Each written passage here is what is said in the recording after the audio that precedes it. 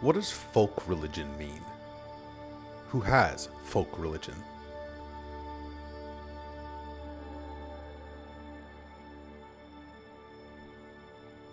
What kinds of mystical experiences and practices did Muhammad have?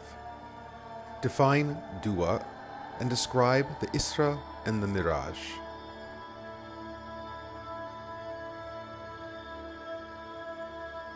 What is Sufism? Describe some of the early Sufis. What is Fana?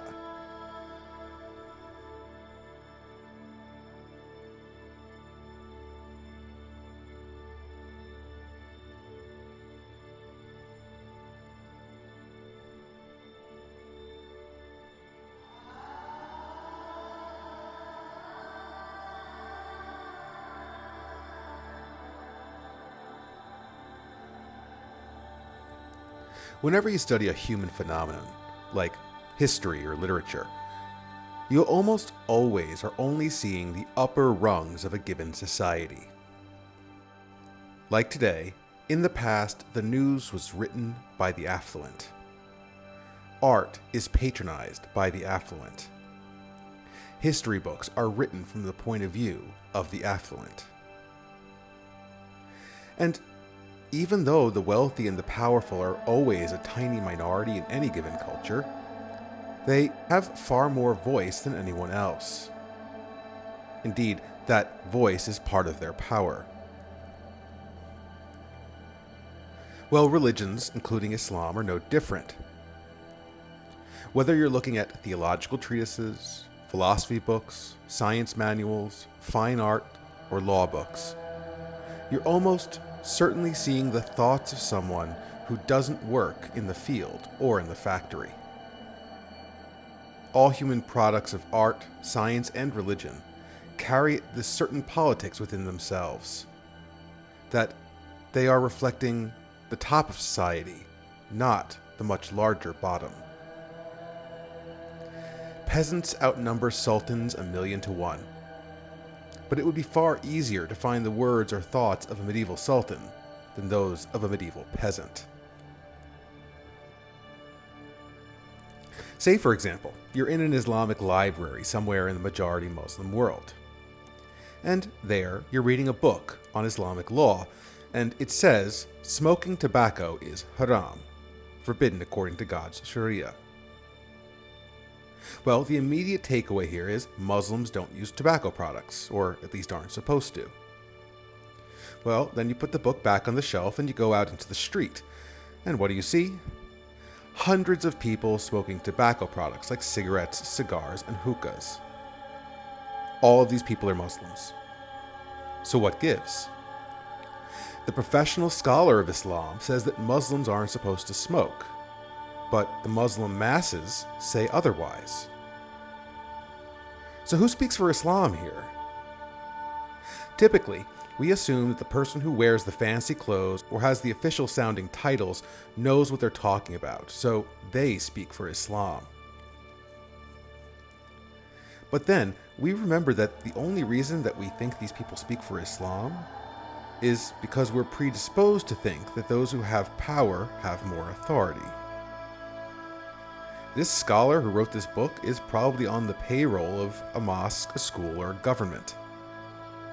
If the author isn't affluent himself, he speaks on behalf of those who are.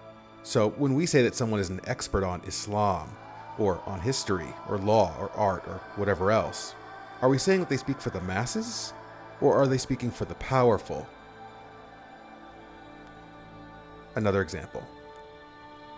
Previously, we encountered the theological issue of whether or not the Quran was created in time, like all other creations, that is, what the Mutazilites say, or if it is the eternal words of God, what the Ash'arites say. People on both sides of the argument declared those on the other side of the argument to be heretics. But do you think the average Muslim on the street, working to earn a living, has an informed opinion of this issue? Do you think the majority of Muslims who ever lived have ever thought about this issue at all? So isn't it a little deceptive to talk about this kalam as if it's so central to Islam, when the vast vast majority of Muslims are completely ignorant of the issue altogether. Most Muslims across history are not scholars of Islam, or emirs, or affluent, or educated. Now, sure, there's been some issues regarding formal thought in Islamic history, but these have only really mattered to the elites. Caliphs in their courts, scholars, people with some kind of public religious authority. People who could read, write, and whose religious opinions directly affected many other people. But what about the overwhelming majority of people on the ground? What was Islam to all these people? Well, the simple answer is, Islam was whatever a given Muslim wanted it to mean. Unless you had to publicly explain your religious opinions to people for some reason, you were free to believe or do nearly anything and just say that's Islam. So when we ask, what is Islam? We have to volunteer that there's going to be some mighty big differences between the institutional or organized religion called Islam and the Islams of everyone else. This second, much larger group of Muslim practices are what scholars today would call folk religion, the religion of typical people. Folk religion, from the German Religious Volkskunde, is the religious thoughts, practices, and activities of someone who isn't a formal authority of any kind. Not the Judaism of rabbis, but the Judaism of 5-year-old girls. Not the Christianity of priests or pastors, but the Christianity of day laborers. Not the Islam of the ulama, but the Islam of the enslaved, the Islam of the poor, the Islam of the oppressed, the Islam of women. Sometimes in English, we have the habit of referring to such thoughts and activities as spirituality, as opposed to religion. Religion is official, spirituality is freelance. But that's a bit of an illusion. It's kind of like defining American culture based only on the opinions and activities of billionaires. Is the official culture of the United States the culture of the ultra-wealthy and the rest of us are just living some watered-down version of it? No. If something's considered official, that just means that there's a powerful force backing it, like a government, business, or university. It doesn't necessarily make it real or good or true. And it's only official because someone has the power to make it official. And vice versa, some thoughts and practices can be dismissed as mere spirituality just because the people who practice them don't have the ability to declare them official. Now, this isn't all to say that official religions, as promoted by the powerful and wealthy, should just be disregarded. But rather, we shouldn't assume that official, organized religion is not necessarily any more true or right than folk religion. So our question for today: what's the folk religion of Islam? What is Islam to people on the ground? Not authors, caliphs, sultans, or the ulama, but to shepherds, leather workers, sex workers. While the schools of fiqh were arguing over how to properly clean your nose before prayer, and the philosophers were debating heavily about whether or not God has literal toenails, what were normal Muslims thinking and doing?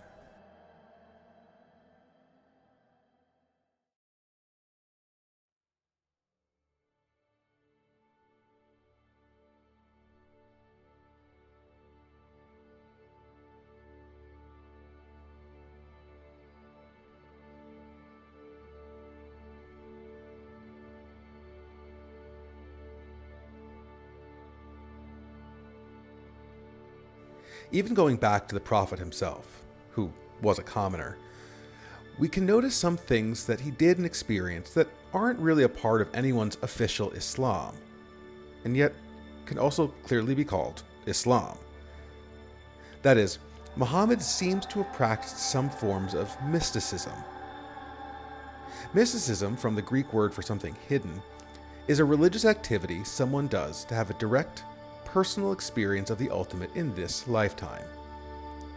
That is, mysticism is something that helps you grasp what is otherwise hidden from you. So in the case of a Muslim, Mysticism would be any practice or experience that is designed to bring someone into greater understanding or contact with God, here and now. And Muhammad seems to have practiced some forms of mysticism from what we can see.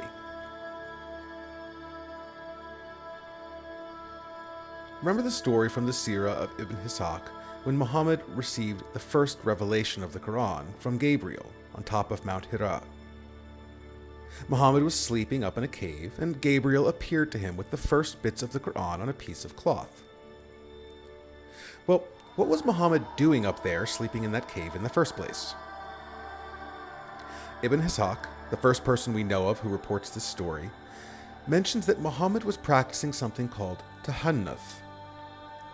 Tahannuth, Ibn Ishaq tells us, is a kind of religious retreat from the world, where one would go up into a kind of hermitage for a short time, deliberately isolating themselves from other people.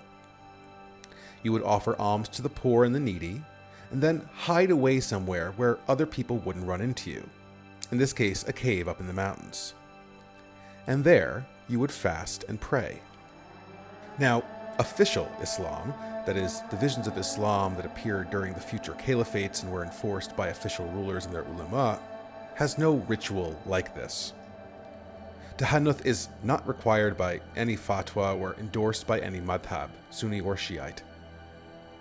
And yet it was practiced by Muhammad himself, and therefore must not only be acceptable, but useful in some sense.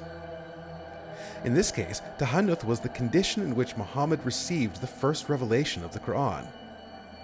It must at least be meritorious if Muhammad himself did it many times, and it was the situation in which he was given prophecy. Later, once the records of early and medieval Islam start to appear to us in the Abbasid period, sure enough, we find mention of Muslims, as an act of devotion, going on to spiritual retreats in the desert or in caves, or renouncing worldly luxuries, or giving more alms than are required by the zakat, or fasting well beyond the month of Ramadan.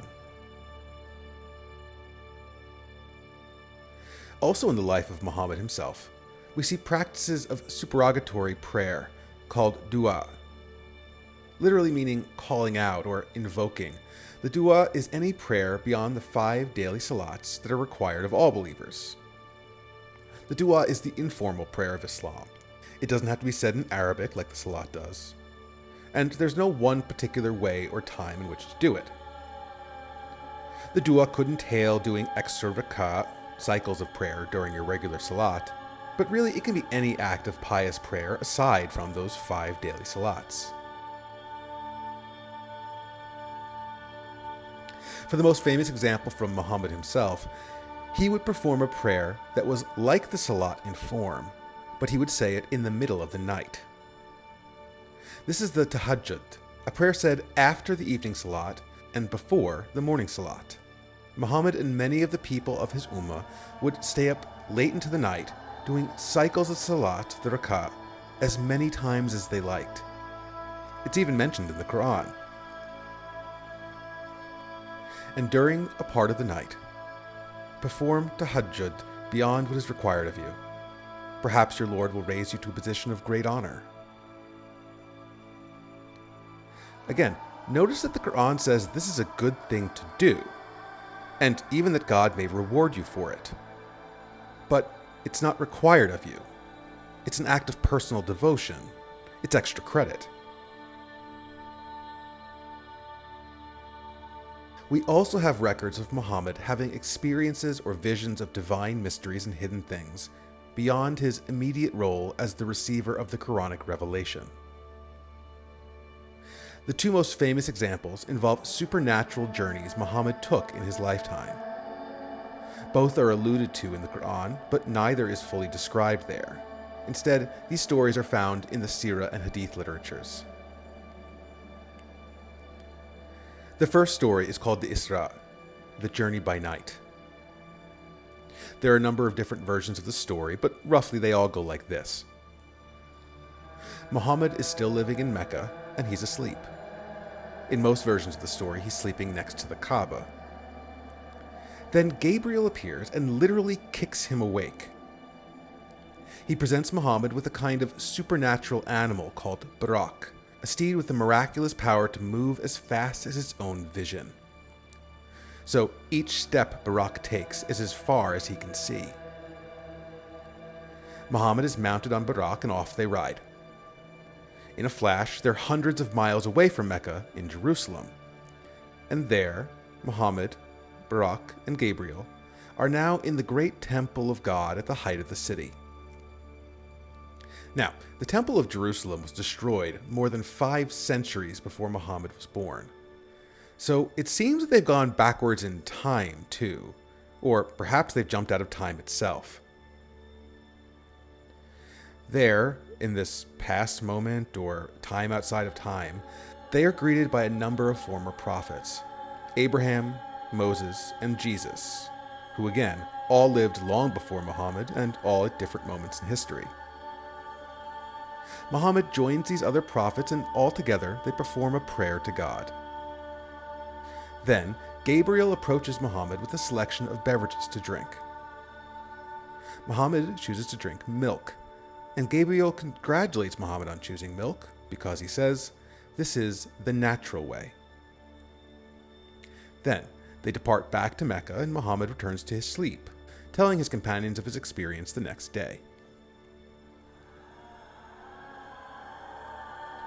In another story, called the Miraj, the Ascent, Muhammad is again taken on some kind of journey by Gabriel. But now they go up, through the 7 heavens, one by one. In each of the 7 heavens, they're welcomed by one or more of the previous prophets. In some versions of the story, Muhammad is also granted tours of the garden and the fire as well. Then, when Muhammad and Gabriel reach the top of the heavens, they come to a tree called the Sidrat al-Muntaha, the lote tree of the furthest boundary.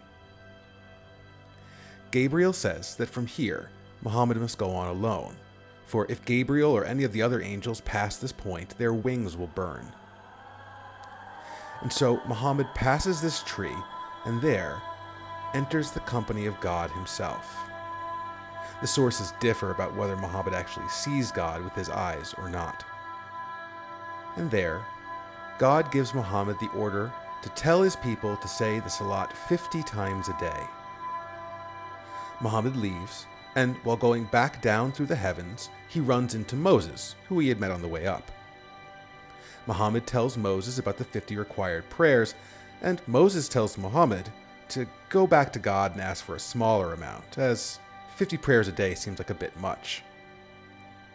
So Muhammad returns to God and asks for a smaller number, and God gives him 40 daily prayers. Again, Muhammad descends and runs into Moses, and again, Moses says that 40 is just a bit too many prayers to say in one day, so he should ask for fewer again. This process continues with Muhammad bargaining with God over the number of prayers and Moses recommending a smaller number. Finally, they agree on the 5 daily salats, and Muhammad returns to earth. These stories, the Isra and the Miraj, which are often fused into just one story about traveling to Jerusalem and then into the heavens in a single night, suggest to us that Muhammad had experiences beyond those of a normal person. But not just prophetic experiences where he received the Quran, but mystical experiences in which he learned or even encountered God here while he was alive. That is, it's possible for a human being to gain knowledge of the unseen world of God now.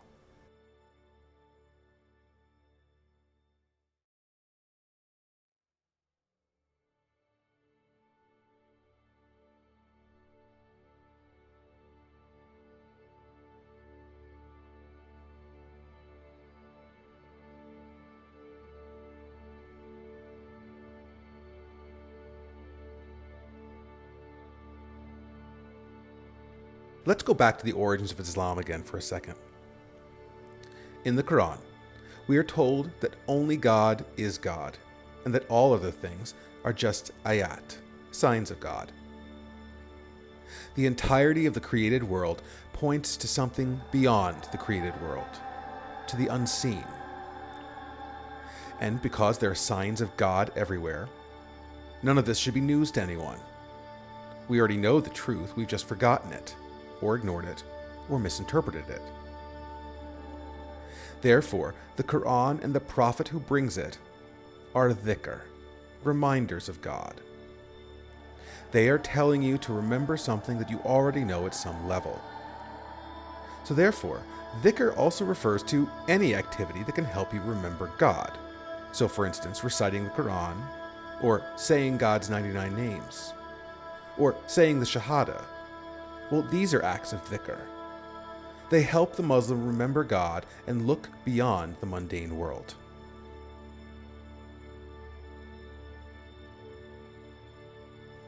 So while the upper crust of these new Islamic empires were defining Islam through the Sunnah of the Prophet, which involved lots of reading of hadith and books of fiqh, other Muslims who lived normal daily lives on the ground, defined their Islam through these acts of dhikr, things that someone could say or do to help you remember the truth of God. In other words, Muslims were practicing mysticism. They were trying to experience God in their daily lives. The general word for Islamic mysticism is tasawwuf, or Sufism in English. One who practices Sufism is called a Sufi. Sufi is a strange word. It probably means a wool wearer, someone who wears the cheap, uncomfortable clothes of the poor. Interestingly, it was probably at first a nod to Christian monks who would often wear itchy wool as an act of penitence. This word, Sufi, tells us that some early Muslims were actively choosing to live simple lives of the remembrance of God. But this term Sufi came, much later, to refer to a whole variety of Islamic mysticisms, the various folk religions of Islam. Now, these Sufis were not necessarily at odds with the development of imperial expressions of Islam, like the madhabs. But rather than just focusing on the ins and outs of Islamic practice the way the schools of fiqh did, the Sufis were looking for experiences.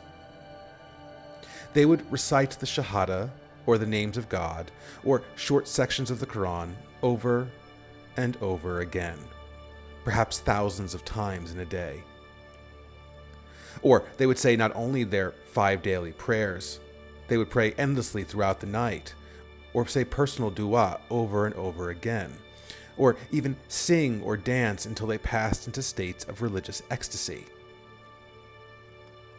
Or they would give away all their worldly possessions as alms and live as renouncers and wandering beggars.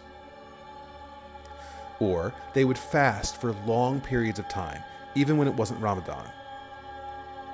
Or they would reproduce the rituals of the Hajj, even when they weren't in Mecca. The ordinance of Islam, what we call the 5 pillars in the schools of fiqh, weren't just practices for the Sufi. They were dhikr. They were to be performed so much, or with so much devotion, that it would force the Muslim to remember that God was always hidden beyond the reality of the world. These kinds of Sufi practices were especially popular to common Muslims who had little connection to the upper tiers of society. The poor, women, Shiites, and other people who were somehow marginalized. While the quote-unquote official forms of Islam were being developed by the wealthy and the educated, a much larger number of commoners were developing Sufism. For a famous example of early Sufism, we can look at Rabia al-Adawiyya. Rabia was an Iraqi woman from Basra and a slave who became famous for her wisdom and mystical practices. She lived right at the time when the imperial forms of Islam were turning to the Sunnah of the Prophet as the linchpin for fiqh. To be a Muslim at that time was to be particularly invested in what Muhammad said and did. And there's a legend about someone who visited Rabia and asked her just about this exact issue. Rabia was asked, "How is your love for the Prophet? May God bless and preserve him." To which she replied, "Surely I love him, Love for the Creator has turned me away from love for created things. Does she love Muhammad? Yes, of course she does.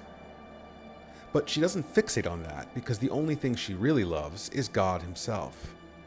And Muhammad is not God. For the early Sufis, the people who were watching the official forms of Islam as we understand them today come into being, there was a certain danger in practicing Islam for its own sake. Islam isn't God. It's a way God reveals himself. One must look through the tenets of Islam to the ultimate reality they refer to. One shouldn't follow Muhammad's sunnah because of Muhammad, but because it's an expression of a loving God. One shouldn't worship God because they long for his blessings or fear his power, but they should worship God because God is worthy of worship. In another story, Rabia was wandering around in the middle of the daytime carrying a torch and a bucket of water. When people asked why she was dragging around water and walking around with a torch in the middle of the day while the sun was up, she replied, "I carry a torch in one hand and a bucket of water in the other.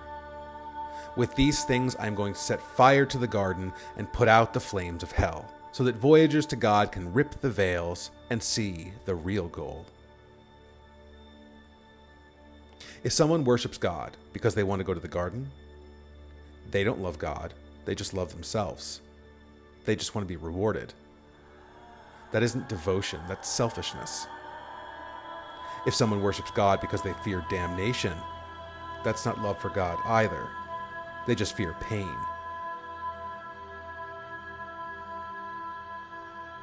The garden and the fire aren't God.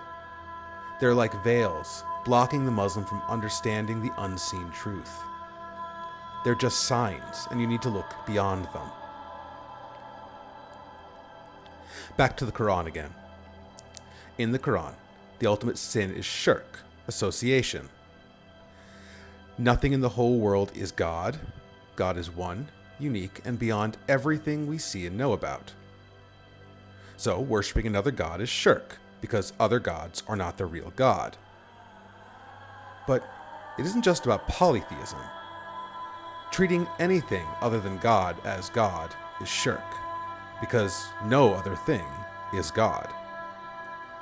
So, denying charity to the poor is shirk, because it's attributing ultimate value to money, treating money like it's your God.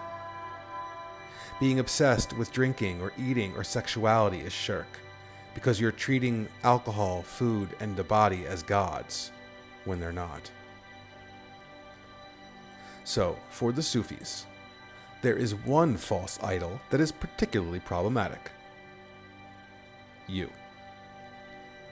You treat yourself as God. You love yourself. You make sacrifices to yourself. You give yourself gifts of food and honor and money and sex. But you aren't God. You aren't what is ultimately real or true or worthy of love. And therefore, if you truly love God, you have to smash the idol that is yourself. An early Sufi from Baghdad named Junaid called this fana, which means annihilation or extinction. It's the blotting out of yourself, the most dangerous false idol. Fana is learning that you're not really real, that you're not God. As a popular hadith of Muhammad recounts, you have to die before you die. You are your own worst enemy, and you must defeat this enemy before you stand before God on Judgment Day. You must move beyond your selfishness and ego and try to live as a reflection of barakah, divine grace. Live for God alone. As Junaid is supposed to have said, the water becomes the color of the cup. Humans, the water in this analogy, should learn to see through themselves, beyond themselves, and therefore see only the reality of the God that surrounds and contains them. In one sense, Sufism can be understood as the most intense expression of Islam. These early Sufis were people of supreme devotion to God, so much that they would perform radical acts of love and piety. And many Sufis came to be considered as local saints, holy people who had experienced God firsthand and could speak with authority about unseen reality. They were people who had moved beyond their own human limitations and come to mystical insight. They had conquered themselves and made contact with mystery. Not surprisingly, Sufism proliferated the Islamic world as it still does. Wherever there are Muslims, whether Sunni or Shiite, from Pakistan to Sudan to New York, there are Muslims who practice various kinds of Sufism. But in another sense, many Muslims saw Sufism as a kind of religious innovation. They were just making things up and practicing strange interpretations of Islam. Random people with little or no training in the Sunnah of the Prophet or the schools of fiqh, doing and saying bizarre things. And to this day, many Muslims have a deep distrust of Sufism, just as many other Muslims see it as the most perfect form of Islam. Here's a famous example from al-Bastami. He was a famous Sufi, and he lived the life of a radical renouncer of worldly luxuries. Legends about him report that he once cried out in divine ecstasy, "Glory be to me! How great is my majesty!" This is a riff on the famous Quranic phrase, "Glory be to God." But here, it seems that Bastami is claiming to be God himself. Many Muslims understood this, as they still do, as utter blasphemy. This is a crazy man claiming to be God. Not only was this Sufi not a saint, he was at least insane, if not a heretic. But if you look at what he's saying through the eyes of Sufism, he isn't claiming to be God at all. Bastami is claiming to have undergone fana. His limited self has been completely destroyed. He died before he died. And when Bastami looked at himself, he saw that that self wasn't real. Only God is al-Haq, the truth. Therefore, when he reflected on himself and everything else, the only thing that truly exists is God. This lump of flesh and bones called Bastami is just a false idol. This is an extreme example of Sufism, but it tells us quite a bit. If taken at face value, Sufism can seem to be outright scandalous to many Muslims. But at the same time, early Sufism seems to be functioning as a kind of performance art, where you do something deliberately strange in public to help people see the hypocrisy or shortcomings of society or yourself. Bastami is publicly doing something sensational to remind people of the Quranic teaching to remember God alone and overcome the false idols, especially the false idol of yourself. And so, we can also interpret him, ironically, as teaching us a lesson. Imagine seeing someone on the corner of the street saying they're God. You'd probably laugh it off. Of course that strange guy on the street corner isn't God, it's so obvious. But then you think for a second. If it's so obvious that that guy's not God, shouldn't it be just as obvious that I'm not God either? But I walk around talking about myself and treating myself as God all the time. Well, what if I'm just as crazy and wrong as he is?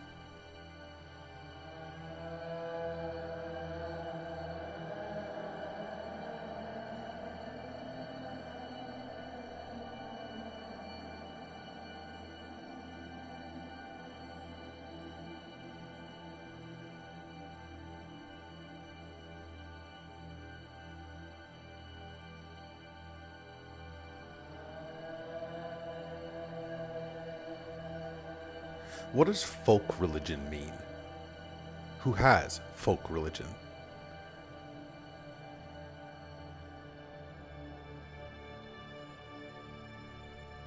What kinds of mystical experiences and practices did Muhammad have? Define dua and describe the Isra and the Miraj.